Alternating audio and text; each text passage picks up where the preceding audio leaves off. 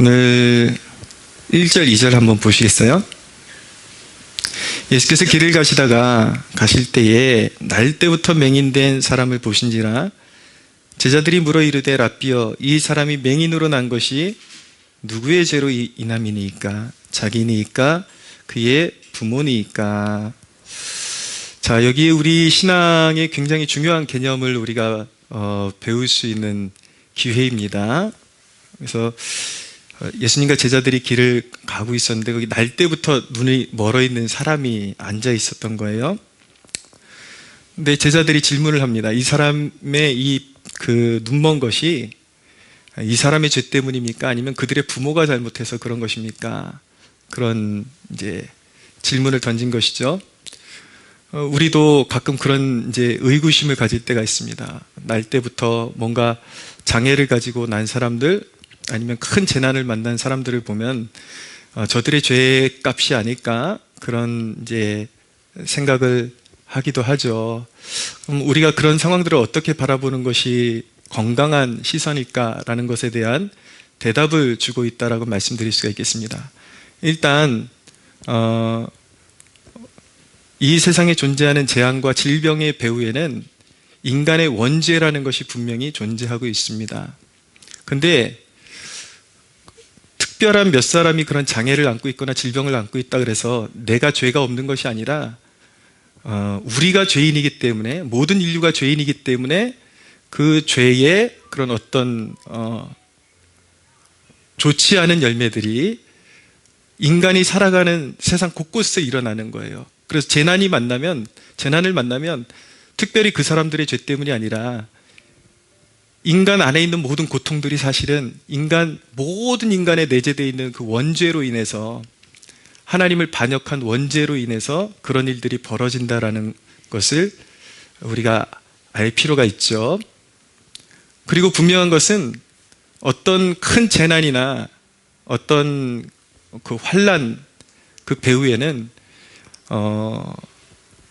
확실한 징벌의 요소도 있기도 합니다. 어떤 경우에는 어떤 사람이 하나님을 심하게 대적했을 때에 그 징벌의 일환으로서 큰 재난이 다가오기도 하는 것도 사실입니다. 근데 오늘 예수님께서 말씀하시는 대목은 조금 의미가 달라요. 경우가 보편적으로 우리 주위에 있는 장애우들, 그리고 일어나는 재난들, 이런 것들이 사실은 그 사람이 어떤 우리가 가진, 보통 사람들이 가진 죄보다 더 특정한 어떤 죄를 저질렀기 때문에 그런 일이 벌어진 것은 아니다라는 것을 말씀하고 있는 것이죠. 그러면 도대체 무엇 때문에 우리가 살아가는 삶 가운데 그런 고통이 오고 재난이 오기도 하고 그런 것들이 허락되는 것일까요?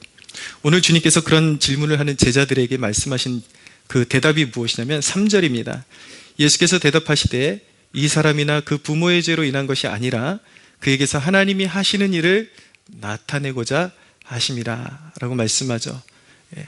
그 사람이 눈먼 맹인으로 태어난 것은 사실은 그 사람이 다른 여느 사람들보다 더 큰 죄를 저질렀기 때문이 아니라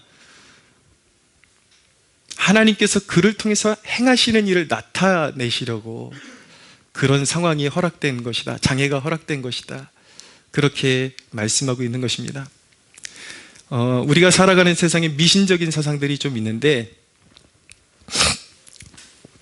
운명론이라는 것이 있습니다. 그것은 무엇이냐면 피할 수 없는 어떤 운명을 타고난다라는 거예요. 인도에 보면은 카스트 제도라는 것이 있죠. 크게 4부류의 계급으로 사람들을 나눠서 그렇게 천대받게 태어난 사람들은 어쩔 수 없이 그렇게 태어난 것이다. 그건 운명적으로 바꿀 수 없는 그런 운명을 가지고 태어난 것이다. 그렇게 이제 치부를 하는 것이죠. 그 사람들에게 있어서 그것은, 그 불행은 그 사람이 당연히 받아야 될 운명이기 때문에 그대로 그냥 수용을 하고 살아야 되는 것입니다. 업보라는 그런 개념도 있습니다. 그것은 무엇이냐면 그 사람이 지금 재난을 당하는 것이 어떤 징벌을 받는 중이다. 그 사람이 어떤 행했던 죄에 대한 그런 지금 열매를 먹고 있는 중이다 라고 그렇게 해석을 하는 것이죠. 그러나 이 카스트 제도, 인도의 카스트 제도, 그리고 업보, 이 개념의 그 배후에는 또 어떤 개념이 도사리고 있냐면 주로 윤회설이라는 것이 도사리고 있습니다. 무엇이냐면 이 사람들은 전생을 믿어요. 그래서 전생에 아주 심한 죄를 저질렀기 때문에 어떤 사람은 벌레로 태어나고 어떤 사람은 심한 어떤 노예로 태어나고 그것을 숙명적으로 운명적으로 받아들여야 된다라는 그러한 이제 그 사상이, 미신적인 사상이 그들에게 녹아져 있는 것입니다. 세상 사람들에게 이제 젖어 있는 것이죠. 그러나 기독교가 믿는 것은 무엇인가? 기독교가 믿는 것은 예정이라는 것을 믿는 것입니다. 근데 많은 사람들이 예정을 그런 운명론, 숙명론과 오해하고 착각하는 경우들이 있어요. 하나님께서 정하셨다. 예정이라는 것은 무엇이냐면 하나님이 정하셨다, 택하셨다라는 뜻입니다.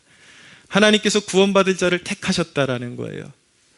우리가 예수 그리스도를 구주로 고백하고 나서 깨닫는 것은 무엇이냐면 그것이 나의 공로가 아니라 만세전부터, 이 땅이 조성되기 전부터 하나님께서 그의 마음에 나의 이름을 품으시고 구원을 계획하시고 나를 택하시고 부르셨다라는 것을 깨닫게 되는 것입니다. 할렐루야. 네, 택하셨다.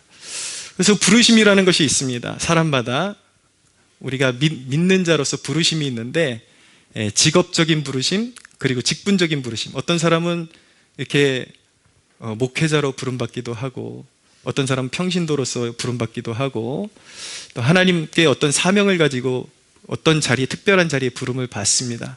그리고 청지기로서의 부르심이 있습니다. 내게 주신 그런 어떤 재력들, 이런 명예, 이런 것들을 하나님이 원하시는 뜻대로 활용하도록 부르신 것, 청지기직으로의 부르심이 있다라는 것이죠. 하나님이 정하신 그런 어떤 직분이 있고 직책이 있고 하나님이 정하신 삶이 있다라는 것입니다. 근데 이것이 너는 이만큼만 행복해야 돼, 너는 이만큼만 살아야 돼, 이게 운명론이잖아요. 이게 숙명론이잖아요. 그게 아니에요.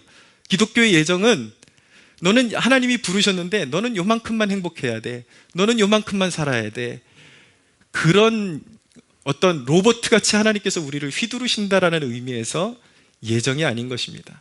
우리의 삶 가운데 하나님이 정하신 뜻은 반드시 이루어지는데 그 부르심 안에서 복된 은혜의 삶을 개척할 수 있도록 우리를 부르신 것입니다.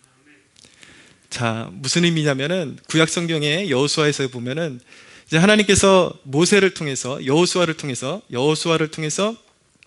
이제 땅을 분배하게 하시죠. 땅을 분배하게 하시는데 지파마다 딱 정해진 땅이 있습니다.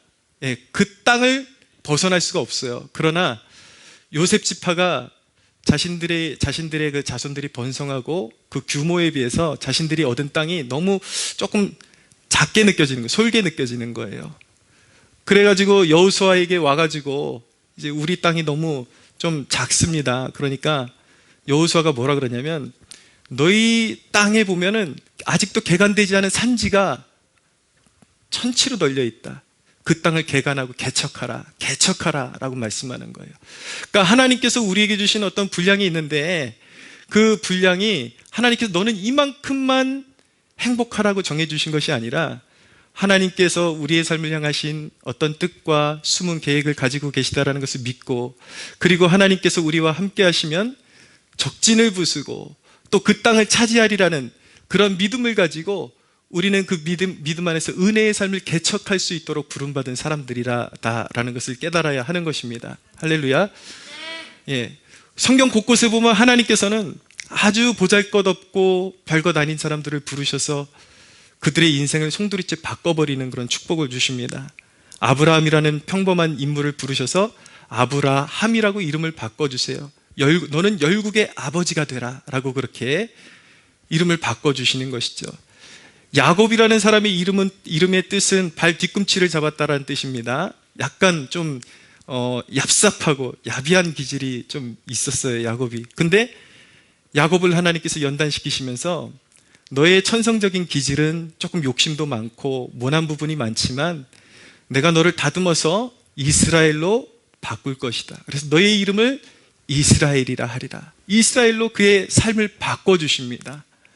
예수 그리스도, 이 땅에 오신 하나님, 그리스도는 제자들을 선택하시고 시몬이라는 이름이 조약돌이라는 뜻을 가지고 있는데 시몬을 부르셔가지고 너로 하여금 이제부터 시몬이 아니라 너를 게바라 하리라, 베드로라 하리라, 반석이라 하리라. 예수님의 시선에서는 베드로가 좀 다혈질적이고 좌충우돌하는 사람이었거든요. 모난 부분이 참 많은 사람이었습니다. 부족하고. 그런 베드로를 딱 부르시면서 예수님의 시선은 지금 부족한 베드로를, 시몬을 보고 계신 것이 아니라 그를 통해서 장차 사람 낚는 어부가 되게 하시고 위대한 사도가 되게 하시고 수많은 사람들에게 하나님 나라를 전파하는 사도로 세우고자 하시는 계획이 있었던 것입니다. 할렐루야. 예. 여러분, 얼마나 복된 소식입니까? 복음이 왜 복음입니까?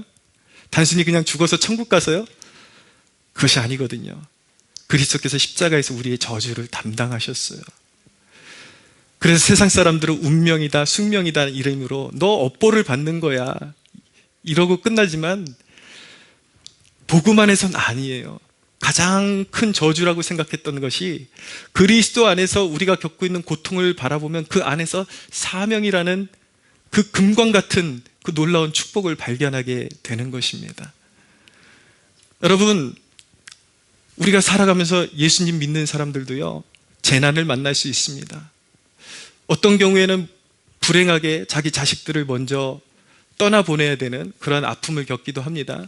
근데 여러분, 그 자식을 잃는 아픔이 단순히 하나님의 뜻 안에서는 한 사람의 부모가 되라는 것이 아니라 이 세상에 버려진 고아들의 부모가 되라는 하나님의 뜻이 거기에 있을 수가 있습니다. 실제로 예전에 미국의 한 부유한 여인이 이제 성지순례를 유럽 쪽으로 다니고 있었는데 배가 파손이 돼가지고 딸들이 다 죽었어요. 처음에는 그 슬픔을 억누를 수가 없었는데 그곳에서 하나님의 부르심을 그가 느끼게 됩니다. 그래서 이스라엘에 캐런이라는 아주 유명한 고아원과 타거소를 세워서 버려진 아이들, 그런 아이들을 다 품고 수많은 아이들을 그리스도의 사랑으로, 하나님의 사랑으로 품는 그런 고아원을 그가 이제 세우게 됩니다.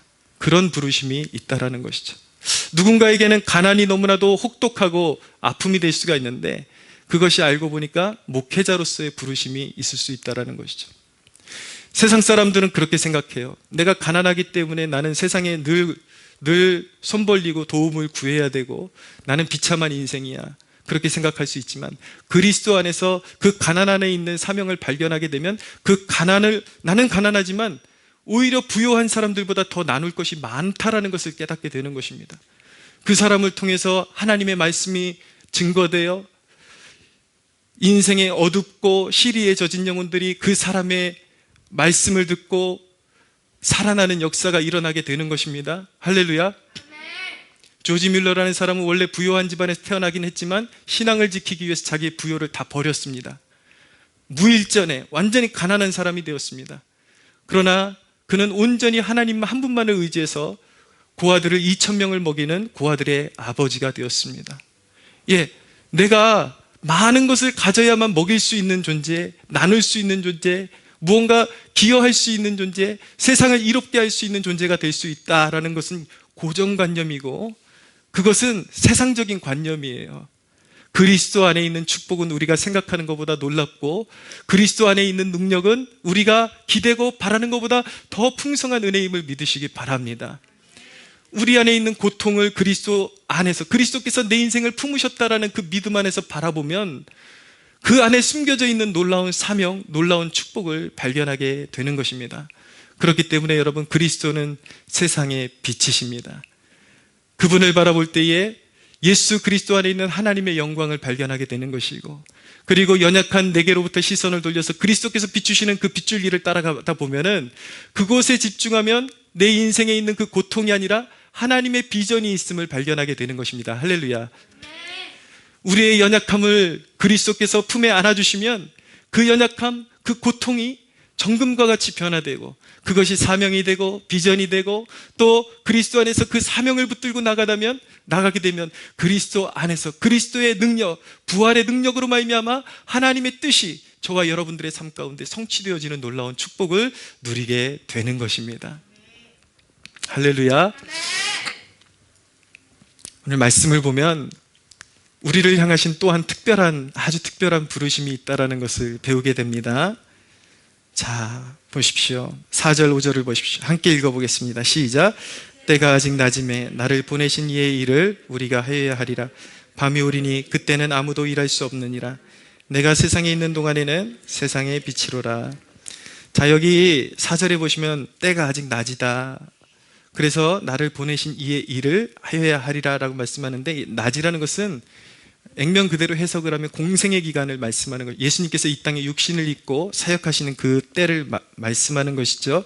근데 여기서 특이한 것은 무엇이냐면, 아직 낮임에 하나님의 일을 해야 하는데 우리가 하여야 하리라. 예수님께서 말씀하실 때 내가 하리라 라고 말씀하지 않으시고 우리가 하여야 하리라 라고 말씀하십니다. 해석의 각도가 약간 차이가 있을 수는 있지만 저는 이것을 이렇게 바라봅니다. 그리스도께서 제자들을 하나님의 그 위대한 은혜의 사역에 초청하시는 대목인 것입니다.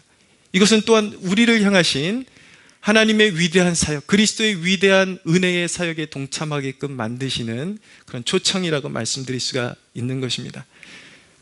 우선적으로 예수 그리스도가 완전한 빛이십니다. 세상의 빛이십니다. 그러나 또 하나의 빛이 성경에 나옵니다. 그것을 무엇이냐면 그리스도를 믿는 자, 믿음을 가진 저와 여러분을 세상의 빛이라고 말씀하고 있습니다. 마태복음 5장 14절에 보면 너희는 세상의 빛이라. 또 다른 성경에 보면 빛의 자녀들처럼 살아라. 할렐루야. 우리는 완전한 빛이 되신 그리스도와 같은 빛은 아니에요. 그러나 우리는 그리스도께서 비춰주시는 그 빛을 받아서 세상을 비추는 그러한 빛의 사명을 감당하는 사람들인 것입니다. 이제 그리스도께서 공생애를 마치시고 십자가를 지시고 죽은 지 3일 만에 부활하셔서 하늘에 오르셨어요. 그럼 이 땅 가운데서 누가 빛의 사명을 감당하는 것입니까? 바로 저와 여러분에게 그 사명이 있는 것입니다. 할렐루야. 이 세상에 고통받고 있는 영혼들이 얼마나 많습니까? 태어나 보니까 너무 불행한 가정에서 태어난 거예요. 주변에 보면 여러분 참 이해가 가지 않는 일들도 있습니다. 어느 가정의 쭉 내력을 보면 그렇게 가정이 잘 깨지는 그런 가정들도 있고요. 질병에 막 누가 암으로 죽었으면 계속 암이 계속 도사리고 있고, 또 가난이 끊임없이 붙잡고 있어가지고 태어나 보니까 나는 우리 부모님에게서 아무것도 바랄 것이 없고 우리 가정에서 혜택을 바랄 것도 없고 세상에서 사회인으로서 구실도 잘 못할 것 같아. 나는 저주받은 게 맞다. 그런 존재인 것 같아. 그런 믿음 가운데 살아가는 사람들이 있거든요. 나는 저주받은 자야라는 확신 가운데 살아가는 사람들이 있거든요. 근데 여러분, 우리는 얼마나 감사한 존재입니까? 우리는 그 빛을 소유하고 있는 사람들이에요. 사실은 사람들이 나는 저주받았어, 저주라고 생각하는 그 저주 속에 그가 그리스도를 붙잡을 수 있다면 그 그리스도 안에서 그 저주가 얼마나 큰 축복을 달 수 있는지, 축복의 열매가 될 수 있는지, 우리는 그 놀라운 비밀을 알고 있는 사람들이라는 것, 그것을 믿으시기 바랍니다. 그런 사람들에게 우리가 뭐라고 전해줘야 됩니까? 그래, 힘들지, 어렵지, 왜 그런 고통이 있을까? 우리는 다 해석할 수는 없지만 한 가지 분명한 것은 예수님은 그것을 밖으로 이 땅에 오셨어. 우리가 저주 가운데 있기 때문에, 절망 가운데 있기 때문에 우리를 빚으셔서 새롭게 하시고 새로운 인생을 주시기 위해서, 그래서 예수님께서 하나님이신 그분이 이 땅에 육신을 입고 오셨어. 하나님께서 우리를 너무 사랑하셔서 그분의 아들을 이 땅에 보내주셨어. 우리가 그분을 믿음으로 영접하고 그분 손을 붙잡고 갈 수 있다면 우리의 저주가, 우리의 슬픔이 기쁨으로 제 대신 화관을 주시고, 항상 우리의 고난과 역경을 통해서 그 모든 것이 열매 맺게 하시는 분, 그분이 바로 그리스도시여, 우리 하나님이시여. 할렐루야. 이것이 바로 빛을 비추는 사명이라는 것입니다. 여러분들이 자격을 묻지 마세요. 내가? 아니요. 여러분들이 자격 없을 때 그리스도께서 구원하신 것처럼 여러분들이 자격 없지만 동일하게 자격 없는 사람들한테 전해주기만 하면 되는 것입니다. 나도 구원받았어. 그 사랑 나도 받고 있어. 네가 자격 없는 것이 아니야. 예수님께서는 의인을 부르러 온 것이 아니라 죄인을 부르러 오셨어. 자격이라면 네가 죄인임을 깨닫고 그리스도께로 돌아오는 것, 그 한 가지가 자격인 것이야. 할렐루야. 여러분들 모두가 세상의 빛의 사명 감당하는 복된 성도들 되시기를 바랍니다. 한 가지 우리가 이 본문을 통해서 더 배우게 되는데, 순종과 빛의 관계를 우리는 배울 수 있게 됩니다. 6절에서 7절을 보십시오. 같이 읽겠습니다. 시작. 이 말씀을 하시고 땅에 침을 뱉어 진흙을 이겨 그의 눈에 바르시고 이르시되 실로암 못에 가서 씻으라 하시니, 실로암은 번역하면 보냄을 받았다는 뜻이라. 이에 가서 씻고 밝은 눈으로 왔더라. 이 대목을 통해서 우리는 순종을 통해서 빛이 임한다라는 영적인 진리를 배우게 됩니다.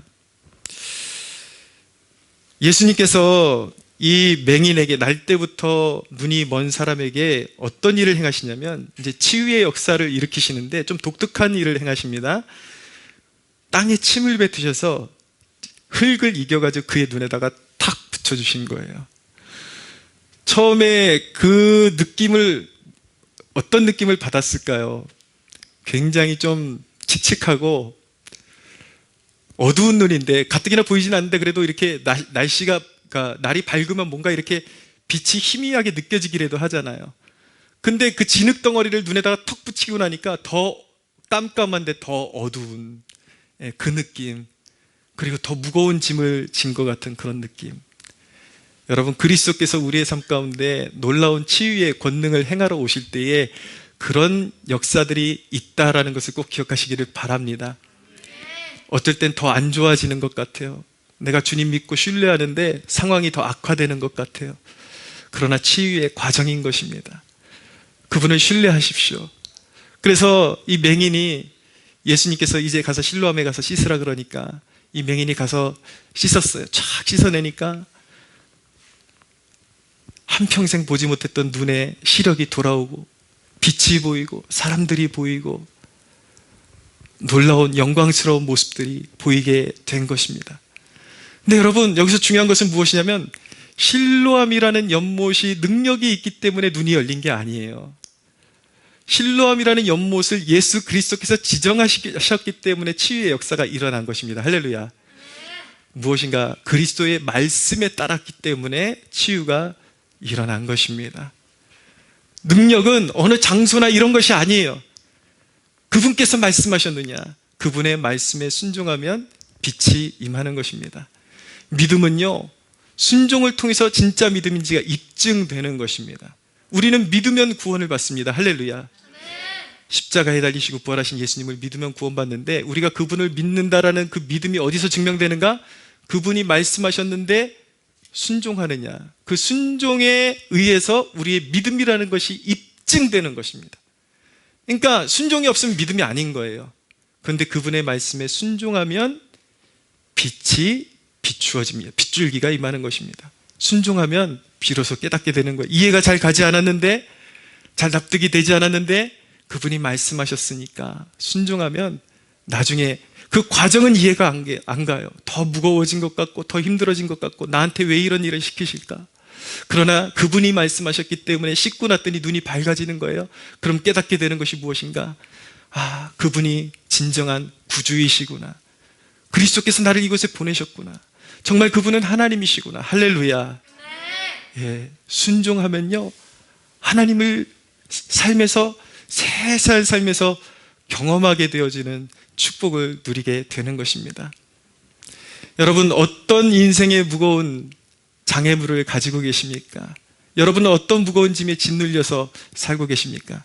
우리가 한 가지 기억해야 하는 것은, 우리의 삶의 재난처럼 벌어지는 일들이 때로는 죄에 의해서 이루어지는 것도 있기 때문에 우리는 항상 신앙생활할 때에 우리의 마음을 살피고 작은 죄악까지도 주님 앞에 회개할 줄 아는 그런 마음을 가져야 합니다. 욥처럼 항상 그 자신과 자녀들이 혹시 하나님 앞에서 죄를 범하진 않았을까, 그렇게 범사에 살폈던 것처럼 우리 스스로를 살피려는 노력이 필요하죠.